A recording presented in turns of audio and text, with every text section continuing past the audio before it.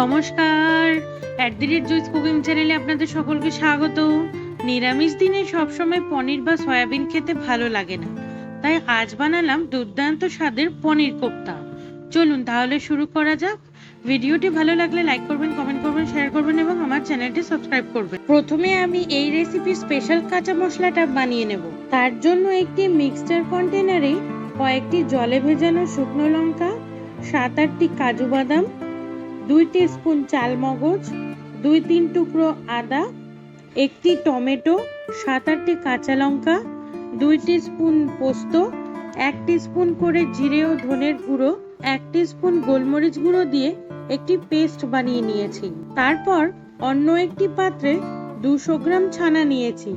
এখানে আমি ছানাটা ভালোভাবে জল ঝরিয়ে তারপর ব্যবহার করছি। এবার এর মধ্যে একে একে সামান্য হলুদ, লবণ ও 2 টেবিল স্পুন ময়দা দিয়ে ভালো করে মেখে নিয়েছি। তারপর হাতের সাহায্যে ঠিক এইভাবে শেপ দিয়ে নিয়েছি। আপনারা আপনাদের পছন্দসই শেপ দিতে পারবেন। এখানে আমি মাটির পাত্রে রান্না করছি। মাটির পাত্রে রান্না খাবারের স্বাদ যে কোনো কুকওয়্যারের থেকে বেশি ভালো আসে।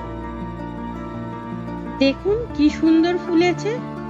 এবার ওই তেলেই তেজপাতা ও গোটা গরম মশলা ফোড়ন দেওয়ার পর কাঁচা মশলাটাও দিয়ে দিয়েছি। মশলাটা একটু ভাজা হলেই স্বাদ অনুযায়ী লবণ ও হলুদ দিয়ে ভালো করে কষিয়ে নিয়েছি। মশলাটা ভালো মতো কষে আসলে সামান্য একটু জল দিয়ে 3-4 মিনিট ফুটিয়ে নিয়েছি। দেখুন মশলা থেকে কি সুন্দর তেল ছেড়ে এসেছে। এবার ভাজা কোপ্তাগুলো দিয়ে 4-5 মিনিট ভালো করে ফুটিয়ে নামিয়ে নিয়েছি। নিরামিষ দিনে গরম ভাতের সাথে এমন কোপ্তা থাকলে আর কিছু লাগে নাকি? আপনাদের ভিডিওটা কেমন লাগলো আমাকে কিন্তু অবশ্যই জানাবেন। ধন্যবাদ।